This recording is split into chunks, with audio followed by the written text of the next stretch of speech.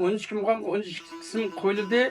Kishilarniki bizning xalqimizda anglashda 12 muqam deb anglaydi. Ammo 12 muqam birinchi muqam rak muqami, Ha. ikkinchi muqam tabiat muqami. Osman aka yaxshimisiz?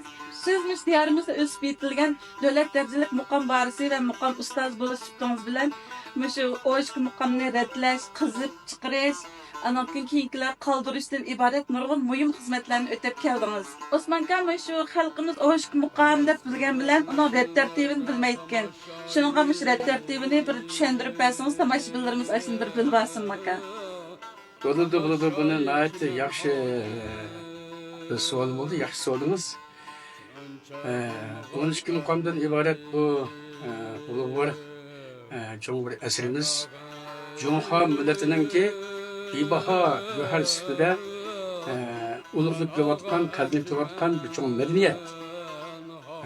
12 muqamimiz hozirga qadar endi yangi jungo qurilgandan keyingi nihoyatda taraqqiyotni ham raddanish uning ustiga men shu qatorliq so'zlagan qatorliq shunda ulug' ustozlarningki buningga alohida ko'ngil bilib ratlishi bilan bugungi qadar nihoyatda rivoj topdi, bugungi qadar nihoyatda taraqqiy qildi.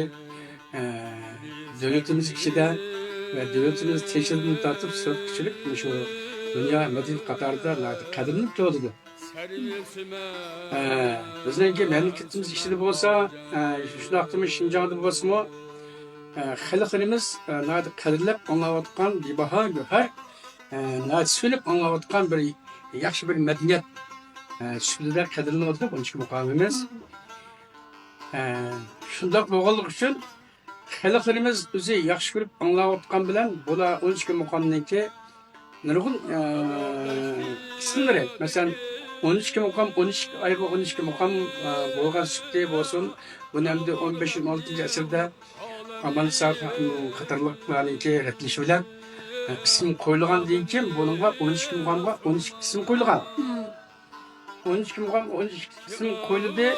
Kishilarniki bizning xalqimizda anglashda 12 muqam deb anglaydi. Ammo 12 muqamniki rad tartibida xas muqamlarniki rad tartibi va degan o'zgarishlarga xalqlarimiz degandek tushuncha yo'lab ketolmadi.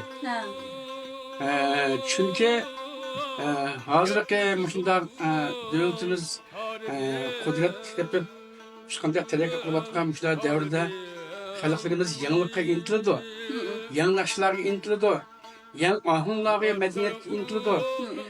Muqamdan iborat bu bizningki bebaho go'harimizni nurg'un qadrlab vazgeç anglaydi.